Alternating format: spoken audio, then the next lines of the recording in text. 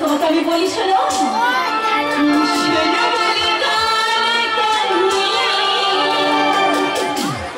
কিছু কথা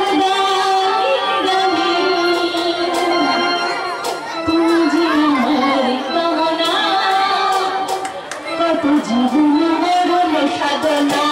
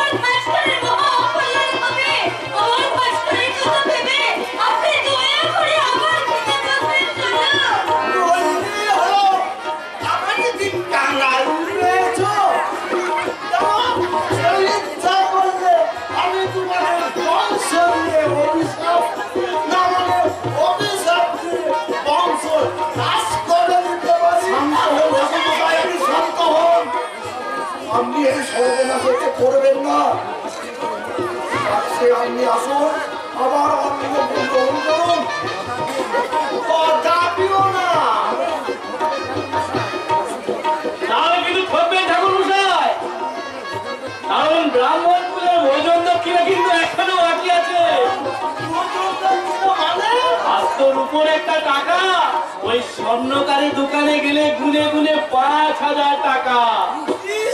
কথাটা আগে বললি হতো। পাটে পাট ফেন্দা ঘোড়া না মানে আমার ছেলেগুলোকেও চান করে নিয়ে আসতাম। তখন আর দই মানে হাঙ্গামা নিয়ে আয়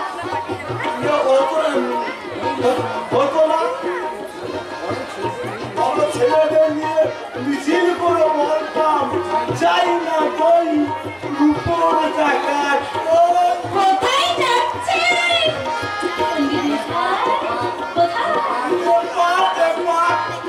ঘোড়াদের আনতে যাচ্ছি। ওই ঘুরে ঘুরে আমি 1 ডজন ছেলের জন্ম ঘুরে ঘুরে 1 ডজন টাকা না হলে টাকা আমার চাই চাই। আলু ছেড়ে গোপাল ঠাকুর। আমি আর নতুন করে দই দিতে চললাম শিউলি। এবার পাতে পাতে দেব দই, বন্ধ হবে হইচই। ছোট্ট পুরুষোত্তমের ঘরটা খুব সুন্দর করে সাজিয়ে দিয়ে আসি। আরে দাঁড়া রে, দাঁড়া মুকুলি, দাঁড়া। এই পুরুষোত্তমের ঘর তো পরের কথা। আগে আমার জীবন্ত দেবদেবীর পায়ে পুজো দিতে দে। এসো এসো রামনি। এই দাদা বৌদিকে প্রণাম করো।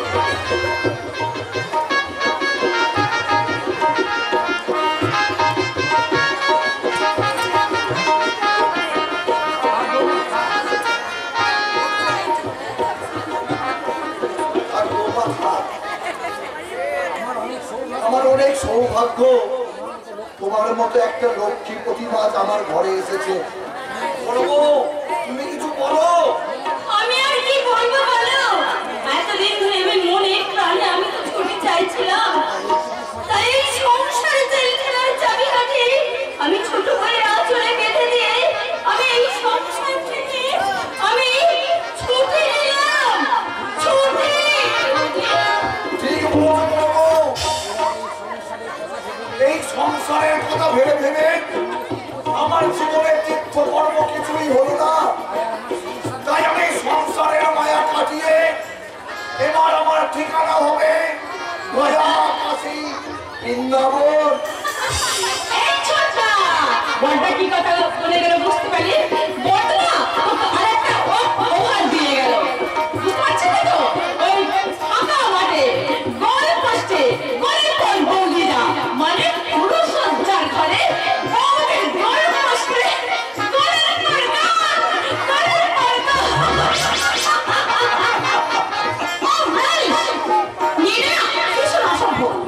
না না, তুমি ওকে চিন্তা ভুল করেছো রামনি। ওর মতো ভদ্র নম্র সুচিশীল আর একটাও পাবে না। তাছাড়া কথাটা কিছু ভুল বলেনি। আজ আমাদের নবজীবনে নববোধন।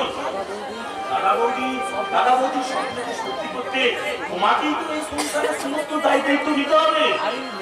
আরে মেয়ে ছেলে পাগল হয়ে গেছে নাকি? কলকাতা সেই উচ্ছ্বাস হচ্ছে। আমি ওই ভাঙা চূড়া মাটি নয় দায়িত্ব। প্রিয়লোকেরা কিন্তু সেটাই নেয় রামনি। কিন্তু আমি নেব না। ভুল করে তুমি আমাকে গৃহলক্ষ্মী ভেবে নিয়েছো ভাস্কর। গৃহলক্ষ্মী সেজে এই সংসারে চাঁদের পেছন আঁচলে বাঁচার জন্য আমি কিন্তু এখানে আসিনি। তাহলে তুমি কেন এসেছো? কেন এসেছি? তুমি তো জানো যে আমার দাদার একটা মদের কারখানা আছে। তাই সেটা যদি তুমি কি বলতে চাইছো তুমি? আরে সে কি এইটুকু শুনে তুমি অবাক হয়ে গেলে? বাকিটা যদি বলি তাহলে তো বাকি কথা মানে? শোনো, তুমি তো জানো যে আমার দাদার অনেক ব্ল্যাক মানি রয়েছে। আর তুমি তো ইনকাম ট্যাক্স ডিপার্টমেন্টে চাকরি করছো। তাই আমার দাদার ব্ল্যাক মানিগুলো তুমি যদি সামনে দিতে পারো মানে হোয়াইট মানিতে। কিন্তু যদি না দিই? তাহলে সাধারণ এই লাভ লেগে তুমি পাবে না। আমার পুরো সংসার মিষ্টি মধুর রাতে এই মিষ্টি কথাটা আমি তোমাকে জানিয়ে দিয়ে গেলাম।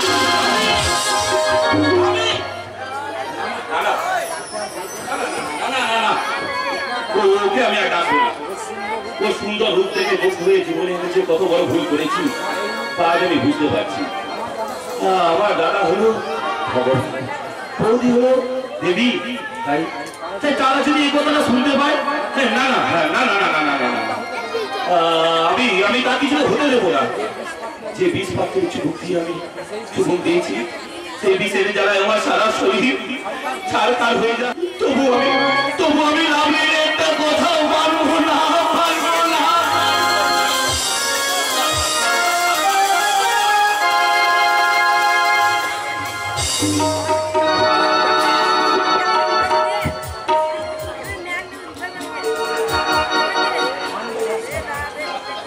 মানবে মাস্টার বস, মানবে। মানতে কোনো হবে, কারণ আমি তোমাদের সংসারে লাভলি ডিনামাইটকে চার্জ করেছি। ওই ডিনামাইট যখন ভয়ঙ্কর শব্দ করে তোমাদের সুখের সংসারে ইমারত থেকে ভেঙে চুরমার করে আমার দাদা সেই ভাঙা ইমারতের উপর দাঁড়িয়ে ধেই ধেই ধেই ধেই করে নাচবে। তুই আমার কেন এখানে এসেছিস দোকান? তোর শয়তানি তাল বান্তাল করতে।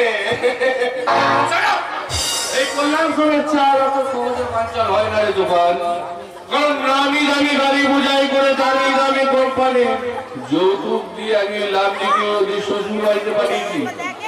এরপর থেকে ওই শ্বশুর বাড়ির সুরের বাচ্চাগুলো কুত্তার বাচ্চার মতন আমার পায়ের তলায় পড়ে থাকবে। তুই আমার মতো নেই কুত্তা ভাবি নালে দাদা, সবাই তোর পায়ের তলায় পড়ে থাকবে। কোনো বিলিতি কুত্তা এত বাঘের মতো হাঁপিয়ে বলে তোর তুতি কামড়ে ধরবে। দিদি যেমন তোর বোন, এমনিতে আমারও দিদি। তাই আমাদের দিদির সংসারে আগুন লাগাতে গেলে আমি কোনই গায়ে আগুন লাগিয়ে দেবো।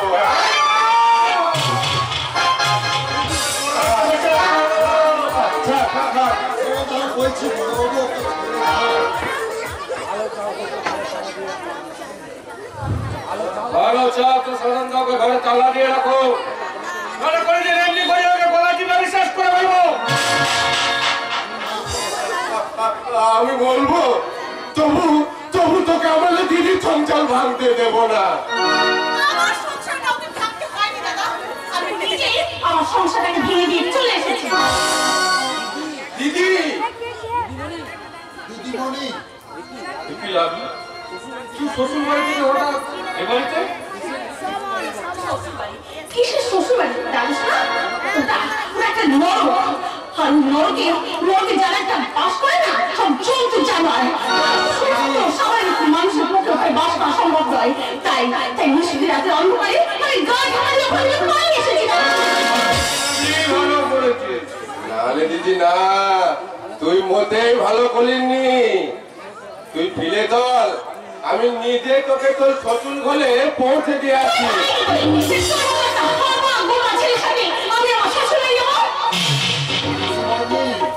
ছোট বাবুর সঙ্গে যেতে না চাইলে আমি তোমায় বলছি,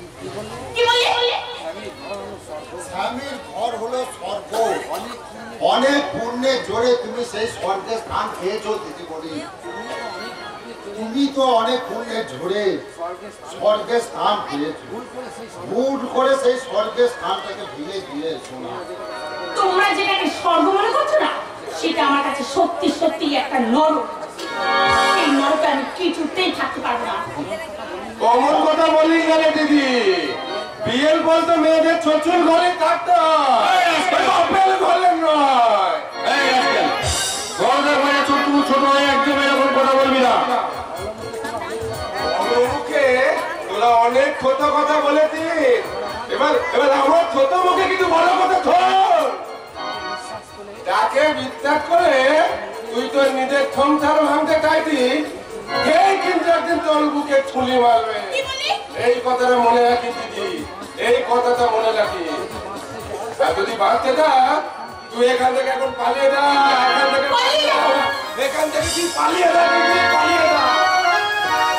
শুনলি রাবি, শুনলি আজকে কথা শুনলি, ভাবছি এবার থেকে ওকে না পাগলা করে তোর পাঠিয়ে দেবো। না বড়বাবু না, ওকে পাগলা করে তো পাঠিও না।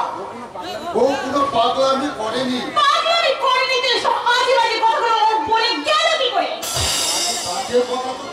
বলেনি দিদিমণি, যা বলেছে ছোট বাবুর অন্তরের কথা। একটা হলো ও তো বাস্তব বুঝি তোমাদের থেকে কম নয়। তাই বলছি, তার মতন আমিও বলছি, স্বামী সংসার ছেড়ে তুমি বোধহয় ঠিক করে আসো। তুমি বোধহয় ঠিক করনি দিদিমণি, ঠিক করনি। সবাই মিলে শুধু আমাকে জ্ঞানের লেকচার দিয়ে যাচ্ছে। শুনলে দাদা, ওই লেগে সাধুরা কথা তুমি শুনলে? তোদের কথা কোন খারাপ লাগবে? তোকে এ বাড়িতে আসতে থেকে আমার কিন্তু খুব অবাক হয়েছে। আরে গল্প কি হয়েছিল সেই ফুলসজ্জার রাতে? কি আর বলবো দাদা, তোমার কথা মতো ফুলসজ্জার রাতে ভাস্করকে তোমার ইনকাম ট্যাক্সের কথা আর ওই মদের দোকানের কথা বলতে গিয়েছিলাম, কিন্তু ওর সব কথা না শুনে ওই আজকে আমাকে এমন ভাবে রিফিউজ করলো। আর আপনি তো রিপিট করবি, তুই যদি ঠিকঠাক ভাবে না ইউজ করতে পারিস তাহলে তো রিপিট করবি।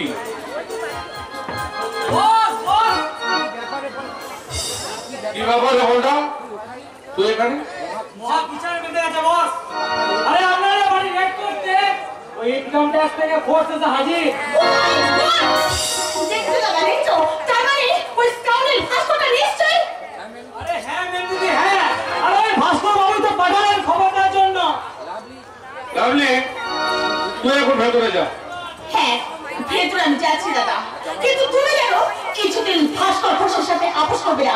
জীবনে আমি একবার ভুল করেছিলাম, ওই মধু করে গিয়েছিলাম, কিন্তু আজকে আমি তোমার বলে যাচ্ছি ওই মধুপুরের সাথে ভাস্কর ঘোষের সঙ্গে এবং শাখা শেরের সঙ্গে আমার সম্পর্ক শেষ। It is my first and last decision. কিন্তু আমি এখন কি করবো বস? তুই আবার কি করবি? তুই তো নাম্বার 1 ক্রিমিনাল। কোন যখন রাজ আমি করে তো পুলিশের খাতায় ধরার পর ধরা কেন যাই? তোকে ভাস্কর দিয়ে দেবে, ভাস্কর চোখে রাখা যেতে পারে। তার চেয়ে বলেন তো তুই বাইরে গিয়ে কোথাও দেখা কর। ওকে বস, তবে বাইরে গেলে ও এই ফোনটা ধরে কিন্তু আমার এখানে থাকবে। বড় রকম অসুবিধা হলে আপনি ছোট্ট করে সিগন্যাল দিয়ে দেবেন আর আমি আজ ঠিক ফিনিশ করে দেব।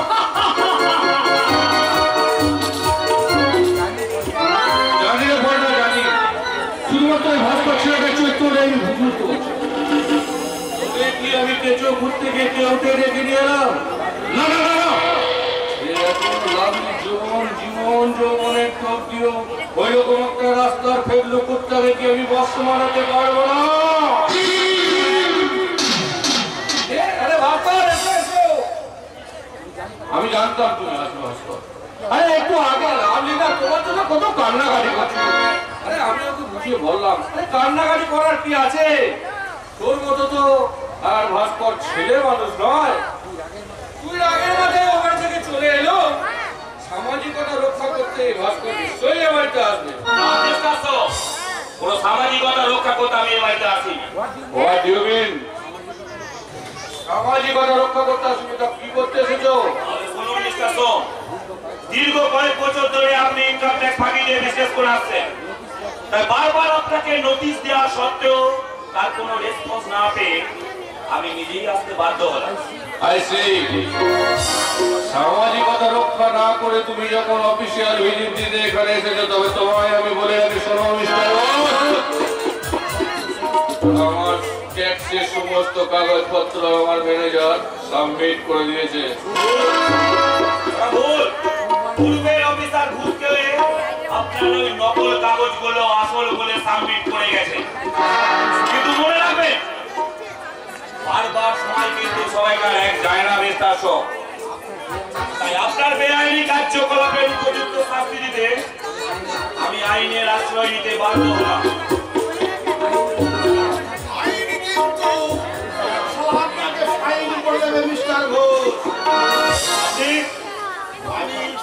এই থানার সেকেন্ড অফিসার গণেশ্বর সামন্ত।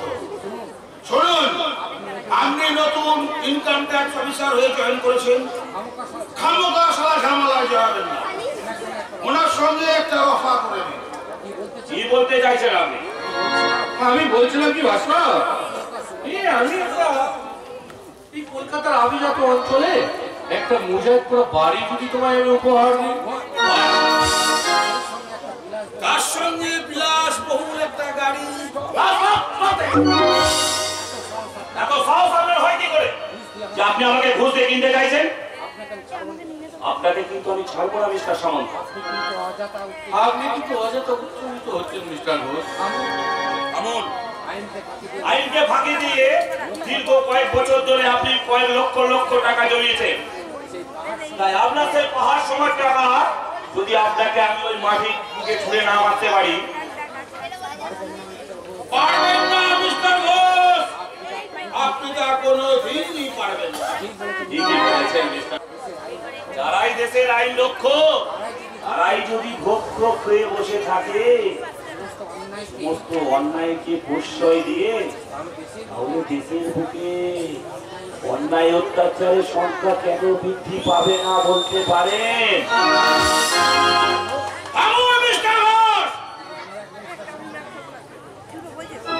মিস্টার সামন্ত, এখনো দেশের বুকে এমন পুলিশ অফিসার আছে যাদের কাছে অর্থের চেয়ে বিবেক বুদ্ধি মনুষ্যত্বের দাম অনেক বেশি, আর সেটাকে প্রমাণ করার জন্য আমি ডিএসপির কাছে চললাম।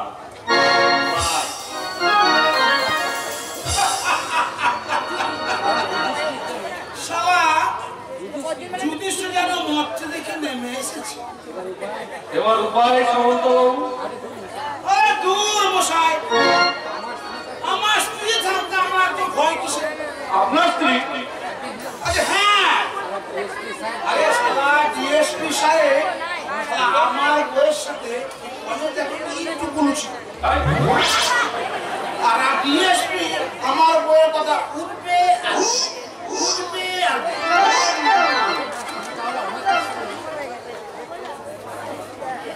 তাহলে আমরা স্ত্রী নাকি অনেকের সাথে? না না, ও সংস্কার আমি সারা জড়িয়ে ধরে কোনো সালার হয় না। আমার গিরিটা আমার মতো শেয়া নাকি না?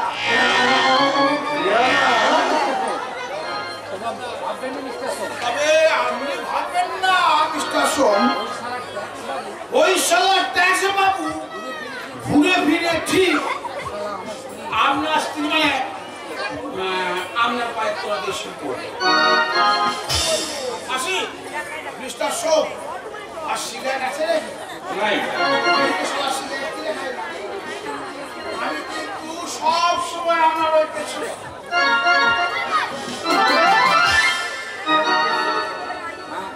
হ্যাঁ, আসতে যে তাকে হবেই, নাহলে যে ব্যর্থ হয়ে যাবে আমার দিল মদিনের আশা আকাঙ্ক্ষা।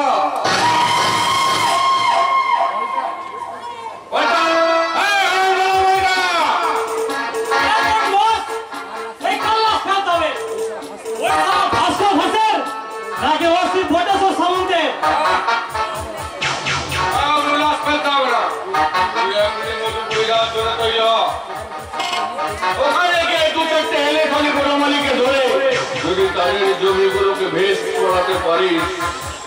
জমিগুলো ভেস করে কি করবেন বস? আমাদের বসে আমরা যে মজুরগুলো আছে তাদের দাবি মিলিয়ে দেবো। গুড আইডিয়া বস, গুড আইডিয়া। তারপর তাদেরকে চাকরির লোক দেখিয়ে একটার পর একটা সব সম্পত্তি আমি কিনে নেব।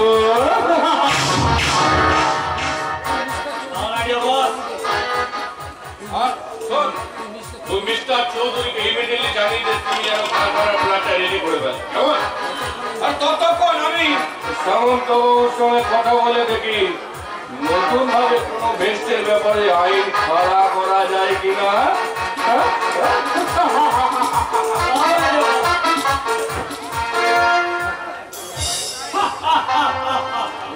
ওই মধুপুরের বুকে মার একটু একটু করে গড়ে উঠবে দেশি মদের কারখানা।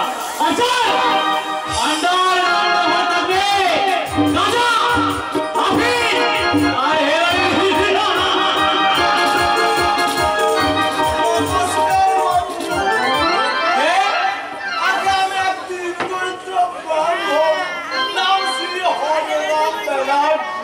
এখানে কি চাই?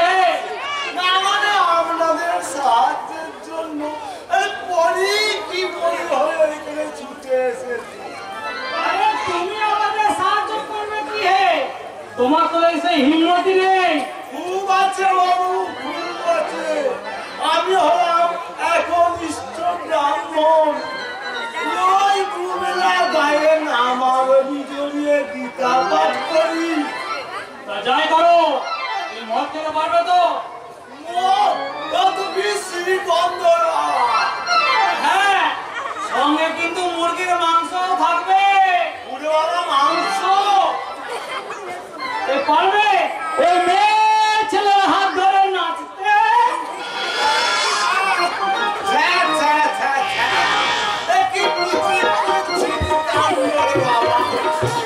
আমি কোন বাড়িতে এসেছিলাম?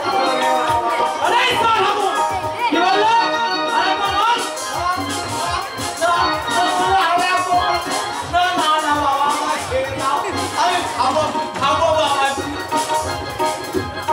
কি হবে?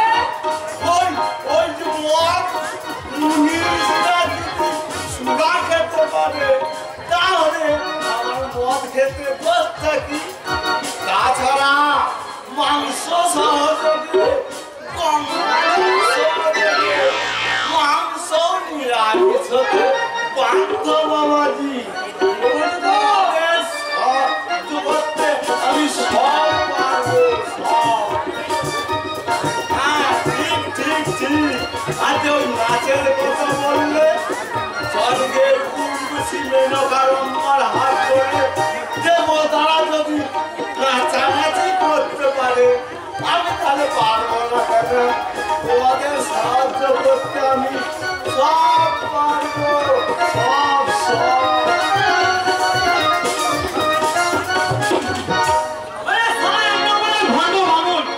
ওই তোমায় ওই মদ মাংস খেয়ে ওই পুষ্প নাচ নাচিয়েছি, তো আমার নাম পয়সা নয় হিজড়া।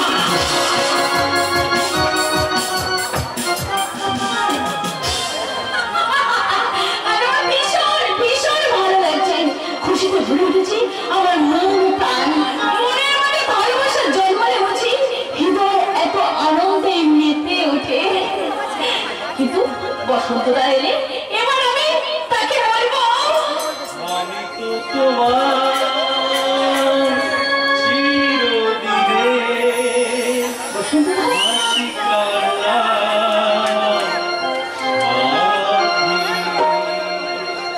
আমি তো তোমার চিরদিনের আশিকানা।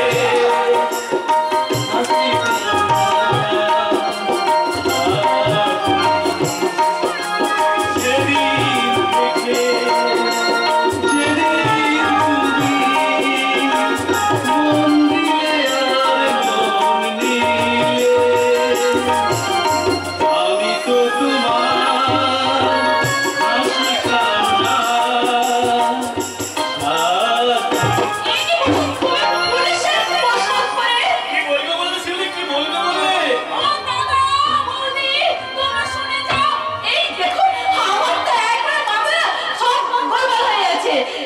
দাদা মাঠে বৌদি স্নান করতে গেছে। কিন্তু তুমি এই পুরুষের পোশাকে পুলিশের চাকরি পেয়ে গেছি আমি, তাই পরে আমি খবর দিতে এলাম। আচ্ছা বসন্তদা, বসন্তের জীবনে কি এখনো বসন্ত আসেনি? ফুল্লিতে তো অন্ধে অনুভব করা যায় বসন্তের আগমন। কিন্তু শিউলি তো ফুটেছে বসন্তদা। তাই তো বসন্তপুরে আবার দেখা দিয়েছে বসন্ত। কিন্তু এই শিউলি যদি কখনো ঝরে যায়, আমি এমনি করে আমি আমার বুকের মাঝে সেই ঝরা শিউলিকে তুলে নেব। আর কি বলবে? আর আমি বলবো, যখন বলি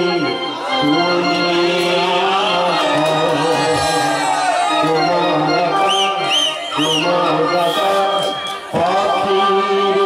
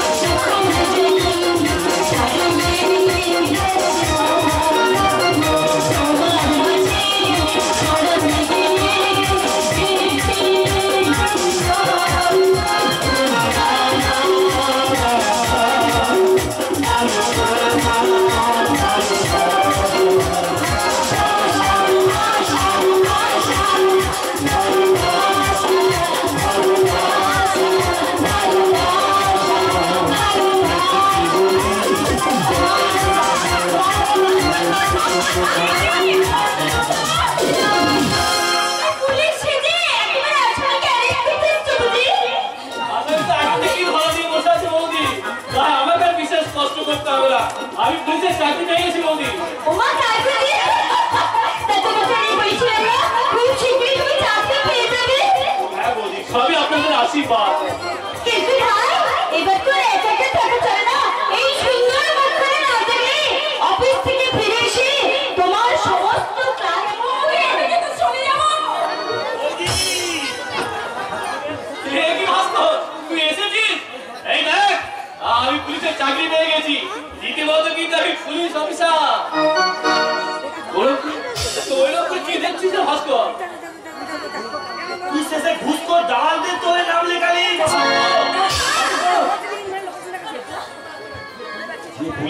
যে পুলিশ আর ব্যঙ্গ বিদ্রুপ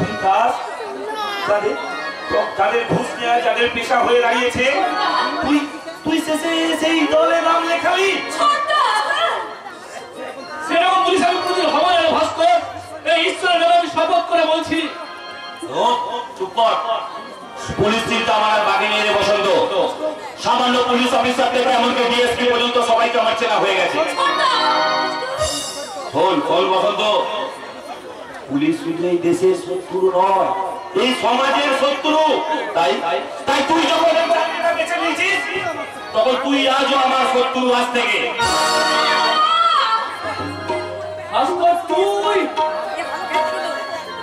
কথা শোন, লোভের বশবর্তী হয়ে আজকে যে তুই পোশাকটা গায়ে চলেছিস না, যেদিন তুই এই পোশাকটার যোগ্য মর্যাদা দিতে পারবি, সেই দিন বন্ধুত্ব দাবি নিয়ে আমার এই বাড়ি চৌকাটে পারবি।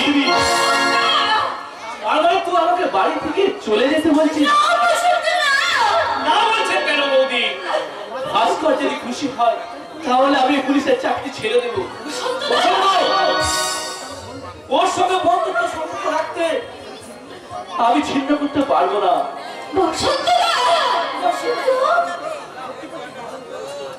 ঠিক বলছিস তুই বসন্ত? হ্যাঁ, তোর আমার বন্ধুত্ব মাঝে এই চাকরিতে তুচ্ছ রে ভাস্কর। আমি আমার জীবনের সর্বসুখ ছাড়তেও রাজি আছি।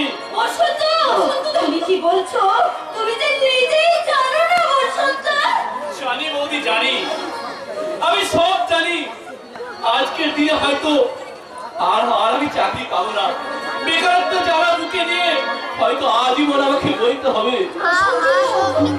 তবু আমি থাকবো শিউলি, তোমার জীবনে বসন্ত হয়ে আমি থাকবো। আমার একটা কথা তুমি শুনে যাও, আমি যে সম্মান তোমার গায়ে করে দিয়েছি, সেই সম্মানের অমর্যাদা তুমি কখনো কোনোদিন পাও করো? সবাই তোমাকে ক্ষমা করলেও আমি তোমাকে কখনো কোনোদিনও ক্ষমা করবো না। তোমার জন্য এতদিন আমার মনের মাঝে যতখানি ভালোবাসা আমি জমিয়ে রেখেছিলাম, এখন থেকে সেই ভালোবাসা জমা হবে তোমার জন্য।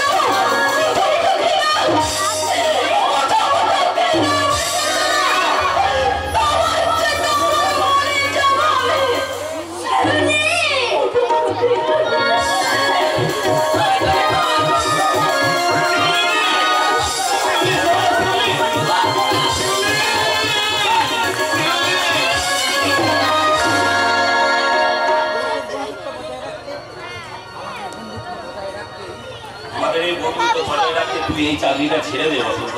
হ্যাঁ, তুই ঠিক বলেছিস ভাস্কর, তুই ঠিক বলেছিস। আমি চাকরি ছেড়ে দেবো।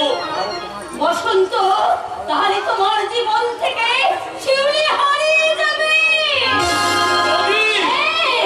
এ বাড়ির দরজাও তোমার কাছে চিরদিনের মতো বন্ধ হয়ে যাবে।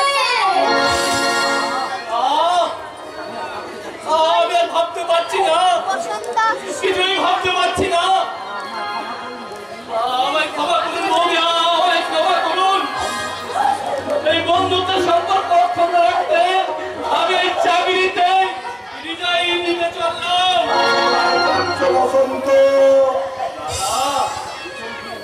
পিছনে ফিরে দেখো,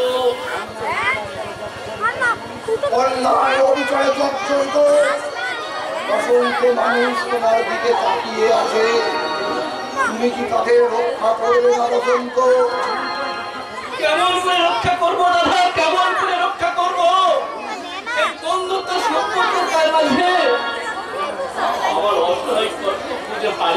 দাদা? হারালে চলবে না সম্পদ। তুমি কান পেতে শোনো, বাতাসের মধ্যে ভেসে আসছে আত্ম মানুষের বুক ফাটা কান্না। রাগগ্রস্ত সমাজ বুকে বুঝিয়ে উঠছে ষড়যন্ত্র হাহাকার। সারা দুনিয়া জুড়ে সমাজ লোকেদের আতঙ্কে অস্থির সাধারণ মানুষ। সেই কান্না, সেই হাহাকার, সেই আতঙ্ককে দু হাতে সরিয়ে এদেশের মানুষের কাছে দাঁড়াবার শপথ তুমি নেবে না। তুমি কোন সকান্তের সঙ্গে কণ্ঠে কণ্ঠ মিলিয়ে বলবে না চলে যাবো। তুমি যতক্ষণ আছে কান উপরে পৃথিবীর শোনাবো চলছ। এই বিশ্বকে শিশুর বাসযোগ্য করে যাবো আমি। নবজাতকের কাছে আমার দুটো অঙ্গীকার। এদেশের সৎ পুলিশের বড় অভাব।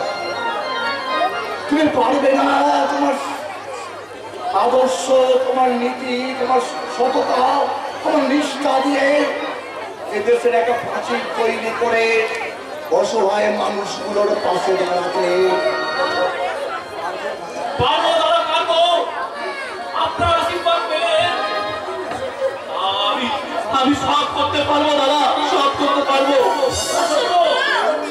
তুই আবার ক্ষমাই করিস, ভাস্ত আমায় ক্ষমা করিস দাদা। আশীর্বাদ মাথায় নিয়ে আইনের কর্তব্যকে মাথায়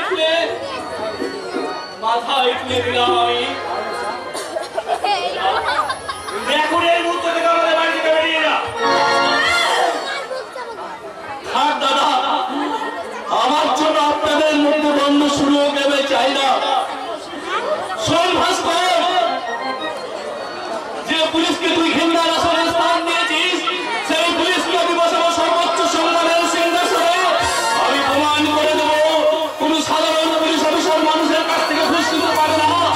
সংখ্যায় নগণ্য হলেও দেশের মাঝে এখনো কর্তব্যপরায়ণ পুলিশ অফিসার আছে ভাস্কর।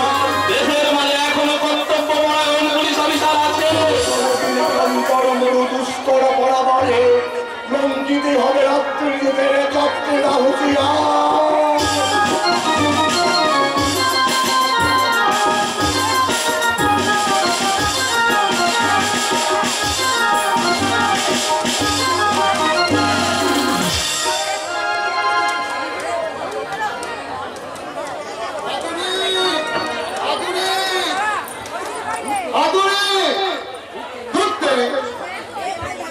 সকাল থেকে লিখে লিখে আমি সাবাস অব্দি কিচ্ছু পাচ্ছি না। এই শুধুমাত্র ওর জন্যই আমি এই গায়ে পড়ে আছি। মানে কবে আমি এই গায়ে জমি জিরে বিক্রি করে দিয়ে ওই আদুরি হাত ধরে আমি কলকাতা চলে যেতাম। Good, very good. ওর নাম কি? বলাই বলল চাষবাস, কিন্তু আমি লোকটাকে আরে আমার পরিচয় পড়ে তারা বলতো ইচ্ছা করে না ওই শহরের মুখে মজা করা বাড়িতে বাস করতে। ইচ্ছা করে না স্যুট কোট পরে ওই পার্টিতে গিয়ে আনন্দ ফুর্তি করতে। ইচ্ছে করে বাবু, খুব ইচ্ছে করে, কিন্তু জানেন বাবু শুধুমাত্র ওই আধুনিকটার জন্য আমি পারি না। ও যদি একবার আমার সঙ্গে রাজি হয়ে যায় তাহলে কাজে আমি ওই জমি জিরে করে দিয়ে আমি ওর হাত ধরে আরে যেতাম বলছো কেন ভাই? আরে অবশ্যই তুমি কলকাতা যাবে। আর তুমি কলকাতা যাচ্ছ শুনলে তোমার আদরিও তোমার হাত ধরে ছুটতে ছুটতে কলকাতা চলে যাবে। কবে কবে এমনি আসতে বাবু? দিন আসার অপেক্ষায় না বসে থেকে জোর করতো সেই দিন নিয়ে আসতে হবে। আপনি সত্যি বলছেন বাবু? এই সেই দিনটা আনা যাবে? তাহলে আপনি যা বলবেন আমি তাই করবো। আমি ভালো করতে চাই। আমি আপনাদের মতো বাবুদের মতো চুপ করে আমি সবাই বাবুদের সঙ্গে মিশতে চাই।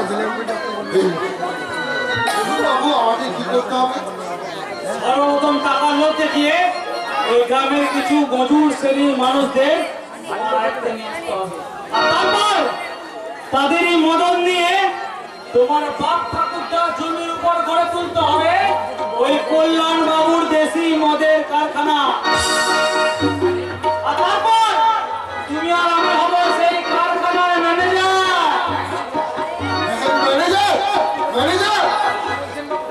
আপনি কি বলছেন বাবু?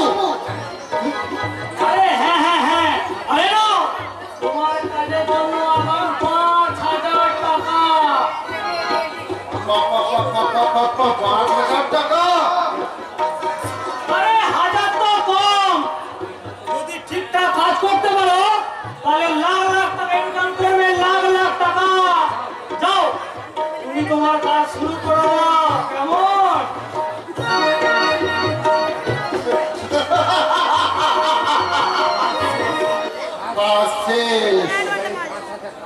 এইবার আমি এই 5,000 টাকা নিয়ে আমার জন্য কিনবো একটা রোজসে পেটা পাঞ্জাবি, আর ওই আমার আজুলির জন্য কিনবো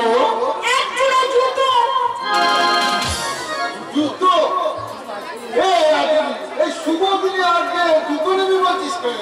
তোর মুখের উপর বসিয়ে দেবো বলে। ঠিকই বলেছিস। সামান্য কটা টাকা দিবি, বাপ ঠাকুরদের জমি জায়গা তুই বিক্রি করে দিবি। মিথ্যে ভালোবাসা নিজের মাতাল হয়ে এতদিন আমি তোর পেছনে ছুটেছিলাম, তখন আমি জানতাম না যে তোর ভিতরে একটা লোভের জানোয়ার লুকিয়ে আছে। আজুলি তুই আমাকে একটু বোঝার চেষ্টা কর। কি বলবো তোকে? তুই তো আমার ভালোবাসাকে ছিঁড়ে মেরে গেলি। এর সাজা তুই একদিন পাবি বলাই, এর সাজা তুই একদিন পাবি, এই আমি বলে দিয়ে গেলাম। এত সহজে তোকে আমি ভুলে যাবো? পথ ছাড় বলাই। কখনো পথ ছাড়ে না রে হারামজাদি। তোকে আমি জোর করে তুলে নিয়ে যাবো। হুঁশিয়ার বলাই, হুঁশিয়ার বলছি। ছাড়, ছেড়ে দে আমাকে। ছেড়ে দে।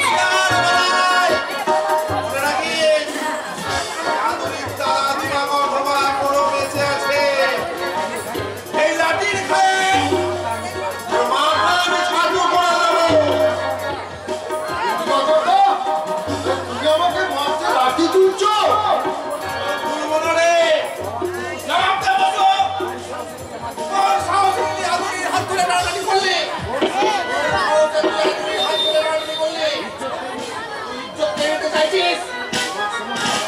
তোমার এই সমস্ত কথার জবাব আমি 2,000 টাকার নিচে জমা করলাম।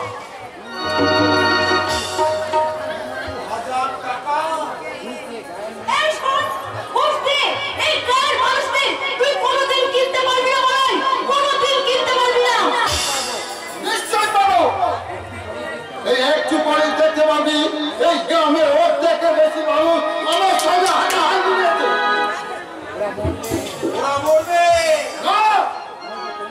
বলবে তোমরা এই গ্রামে মাটিতে কারখানা হবে, সেই কারখানায় ওরা মনে সুখে আনন্দে কাজ করবে, আর তোমরা এক মুঠো ভিক্ষার জন্য এই রাস্তায় রাস্তায় ঘুরে বেড়াবে।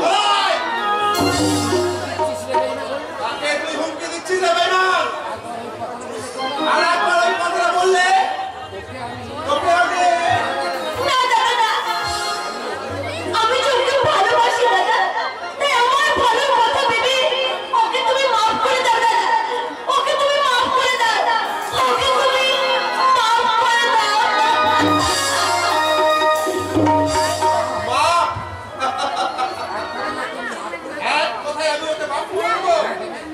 হ্যাঁ দেবে। আরে বাবা,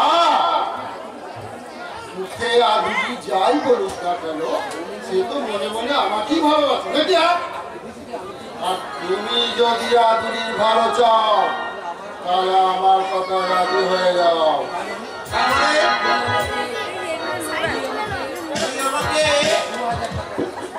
এই 2,000 টাকা দিচ্ছি ঘরেও।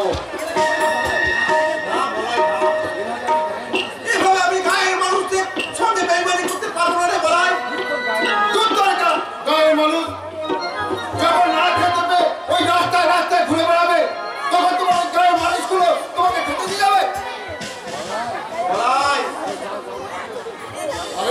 আরে যাও যাও, এখনো যারা আমাদের কাছে বাধা সৃষ্টি করছে তাদের মাথায় বসিয়ে দাও তোমার এই লাঠি। তাই হবে না ভাই, আমার মনের ভালোবাসার সম্মান রাখতে আমার এই স্বর্গের নতুন গ্রামটাকে আমি শ্মশানে বানাতে চলতে, আমি শ্মশানে বানাতে বোকা ছেলে,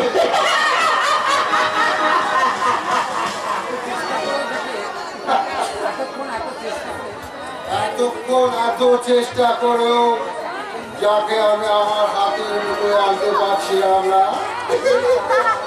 সে তুমি দাদা বিবাহ করো আজ আমার অর্থের জালে বন্দি।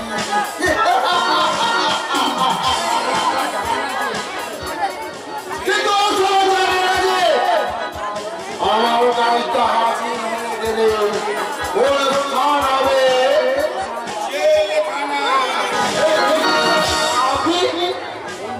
এই মুহূর্তে যে সালারা শান্তি ভঙ্গ করার চেষ্টা করবে সেই সাদেরকে আমি ধরে ধরে লাগাবে বলবো। আপনি এখানে স্যার? আমি এই থানার সেখানে আমি স্যার মিস্টার সামন্ত বললেন বাবু এই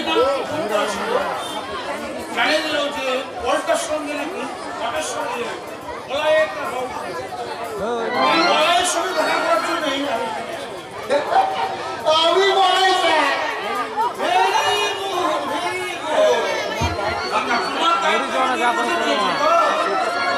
সে কথাকে আর বলতেছে আমার কাজ হলো ওই দিবাকরের সরলতার সাদা কাপড়টাকে বুদ্ধির চাপ দিয়ে সাদা কাপড়ে একটা সরষে পাঠিয়ে দেয়া।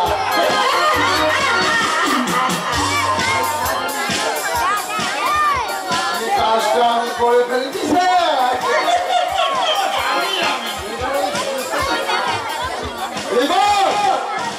এবার ওই সরষেটাকে আপনি শুধু একটু আইনের আগুন ধরিয়ে দেবেন।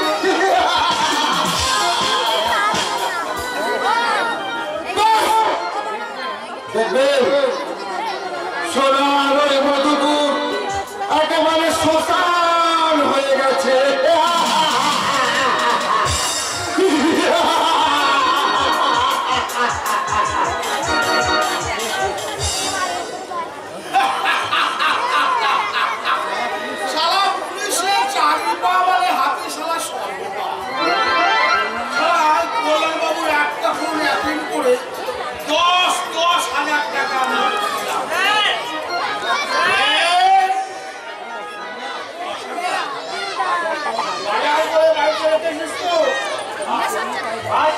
কি পেলি গায়ে বল? আজ কোনো কিছুই পাইনি স্যার। ইলিশ মাছ পেয়েছিস? বড় রুই দুটো সারা তোর বৌদি আবার ব্রয়লার ছাড়া খেতে পারে না, আর চিয়া না হলে সারা ব্রয়লারে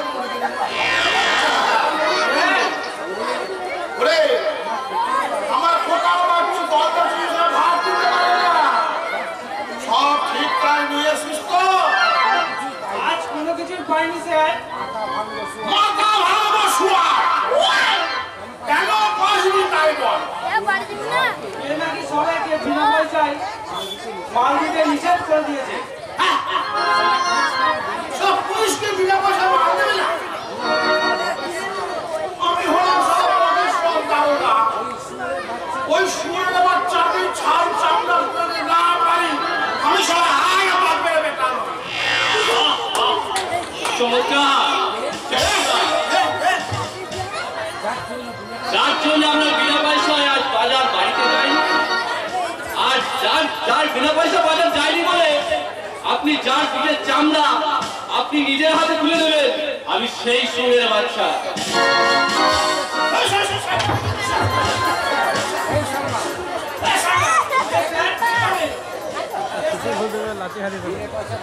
বিনা পয়সা বাজার কতদিন ধরে চলছে? আমি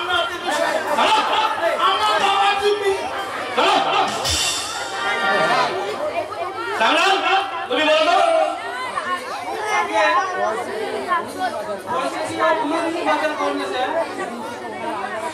যেদিন থেকে ওনার আন্ডারে কাজ করছি সেদিন থেকেই বিনা পয়সায় বাজার শুরু হয়েছে স্যার।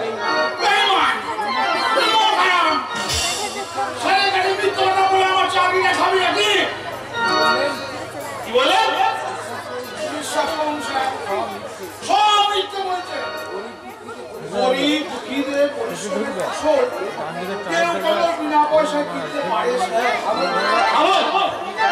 আমি জানি সহজে আপনি মানবেন না। আজ আমি এসপির কাছে আপনার নামে কমপ্লেন করবো।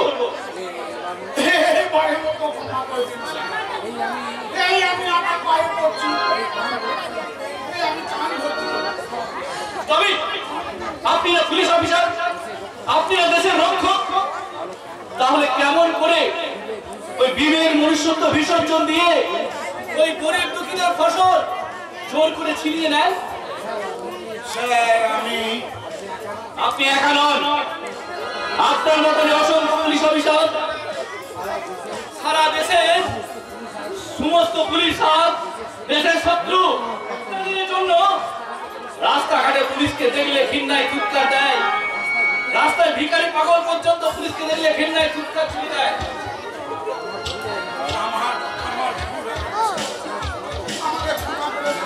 না, এই 2 মাস ধরে আপনি যার কাছে বাজার করে নিয়ে এসেছেন তার কালকের মধ্যে সুদ সমেত তাদের সমস্ত টাকা আপনি ফিরিয়ে দিয়ে আসবেন।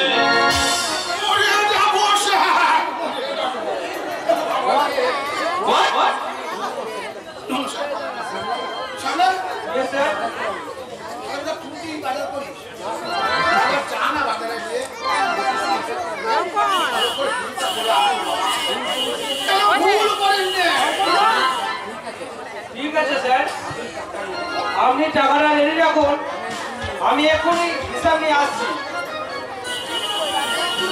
শুনুন মিস্টার সানন্দ, এই এরিয়ায় কোথায় কোথায় সমাজ বিরোধীদের আড্ডা আছে, কোন খেলে চূড়ায় মাল পাচার হয়, আর তার সঙ্গে কে কে যুক্ত আছে তার প্রত্যেকটি হিসেব আমার নখদর্পণে চাই। কথাটা মনে রাখবেন।